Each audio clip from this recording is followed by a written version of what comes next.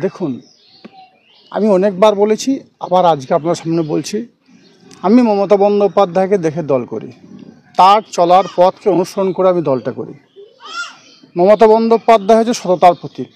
আপনারা জানেন, গত নেতাজি ইন্ডোর স্টেডিয়ামে মমতা বন্দ্যোপাধ্যায় ডিক্লেয়ার করেছিলেন বীরভূম জেলা চালাবে কোর কমিটি, এবং আমাদের তৃণমূল কংগ্রেসের সাধারণ সম্পাদক অভিষেক বন্দ্যোপাধ্যায়, আমার দলের সেনাপতি, তিনিও মমতা বন্দ্যোপাধ্যায় এই বক্তব্যে শিলমোহর দিয়েছেন।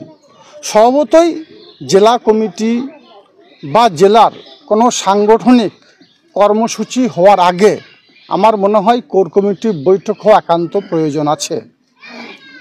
গত মাসে 22 তারিখে কোর কমিটি মিটিং বোলপুর দলীয় কার্যালয়ে বসেছিল।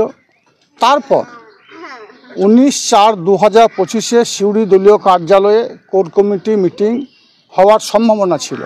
কেন হয়নি, কী জন্য হয়নি, সে বিষয়ে আমি কোনো মন্তব্য করতে চাই না।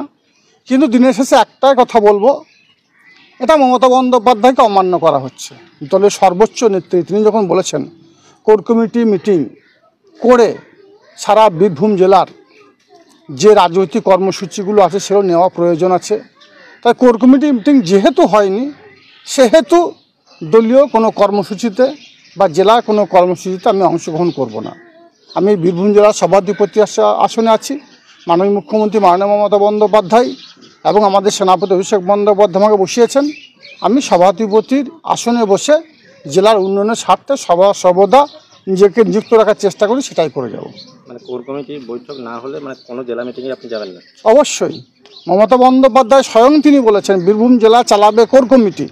স্বভাবতই কোর কমিটি মিটিং হওয়ার পরে জেলা রাজনৈতিক কর্মসূচিগুলো হওয়ার প্রয়োজন আছে।